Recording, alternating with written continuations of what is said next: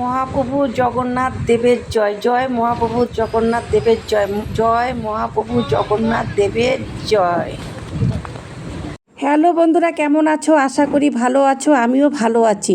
তা তোমরা ভিডিওটা দেখে বুঝেই গেছো, সেই দিন গিয়েছিলাম রথযাত্রায়।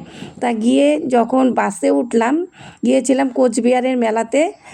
আর গিয়ে যখন আমরা বাসে উঠলাম, দেখলে বাসের ড্রাইভার কি সুন্দর গাড়িটা স্লো করে প্রসাদ নিয়েছে। প্রসাদ নিয়ে কিন্তু আমাদেরও দিয়েছে। তা আমার বান্ধবীকে বললাম, চল একটু কোচবিহারের রথযাত্রায় যাই। তা সেখানেই চলে গেলাম। পাশে এক দিদিভাই বসেছিল, সেও আমাদের চেনা ছিল। সবাই তিনজনে একসাথে যেতেছিলাম। আর আমার যে বাড়িতে মেয়ে জগন্নাথের ঠাকুরটা এঁকেছে, সেই ঠাকুরটাকে নিয়ে গেছিলাম। তা মেয়েকে সে বান্ধবীকে বললাম, তুই ধর, আমি একটু পড়াই। আমিও জগন্নাথকে বাসে করে কি সুন্দর বসিয়ে বসিয়ে নিয়ে গেলাম। অনেকে দেখতে ছিল, অনেকে জিজ্ঞাসা করলো। আমি বললাম এটা আমার মেয়ে বানিয়েছে। যাই হোক, খুব ভালো লাগলো। কিন্তু আমাদের দুই বান্ধবীর বেরোতে অনেকটাই দেরি হয়ে গেছে। তাই একটু দেরিতে বেরিয়ে গেছি দেখে মদনমোহন বাড়ির যে রথযাত্রাটা বের করেছিল, সেটা 4টার সময়, সেটা আমরা ধরতে পারিনি। তারপরে কী করবো, আমরা দুই বান্ধবী কিন্তু খুব আনন্দ করলাম। তারপরে যেই শুনেছি যে রথ বেরিয়ে গেছে, আবার ইচ্ছে আছে তখন উল্টো কিন্তু রথে যাব। আমি আর আমার তারপরে যেতে বান্ধবী যেতে যেতেছিলাম। তা দেখে একটা ছোট্ট যখন ছোট্ট দুটো যাচ্ছিলাম, ভাই, তখন দেখি ওরা দুটা কি ছোট সুন্দর ছোট রথ নিয়ে ভাই যাচ্ছে। তা আমি রথ ওখানে নিয়ে যাচ্ছে। তা আমি আমার বললাম, তো এই জগন্নাথ রথের ঠাকুরকে মধ্যে বসিয়ে দিলাম। তারপরে আমি একটু দড়িটা রশিটা টানলাম। তারপরে ওরা বাজাচ্ছে খুব সুন্দর করে।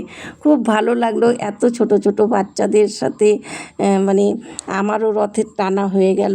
তারপরে আমি ভক্তি করে সেখান থেকে উঠে পড়লাম। তারপরে আমার বান্ধবীকে বললাম, তুইও একটু যা, রথটা টেনে আয়। তা আমার বান্ধবীও গেল। আমি তখন ওর ভিডিও করছিলাম, কেননা দুজনেই গিয়েছিলাম, খুব আনন্দ করেছি।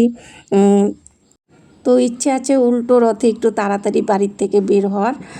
জানি না ঠাকুর কেমন ডাকে, শরীর যদি ভাগ্যে থাকে অবশ্যই যাব। কিন্তু আমার খুব আনন্দ লাগছিলো। বাচ্চাগুলো কি সুন্দর করে তালে তালে বাজাচ্ছিল আর জয় জগন্নাথ, জয় জগন্নাথ, জয় জগন্নাথ বলছিল। ভীষণ ভালো লাগছিলো কিন্তু দেখে।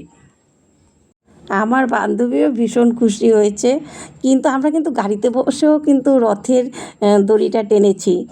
সেটাও কিন্তু একটা ভাগ্যের ব্যাপার। তারপরে আমার বান্ধবী প্রণাম করলো। তারপরে আমি যখন জগন্নাথকে ওঠাবো, তার আগে এই ভাই দুটো বললো প্রসাদ নাও। তা প্রসাদ নিলাম, ওখানে প্রসাদ নিলাম।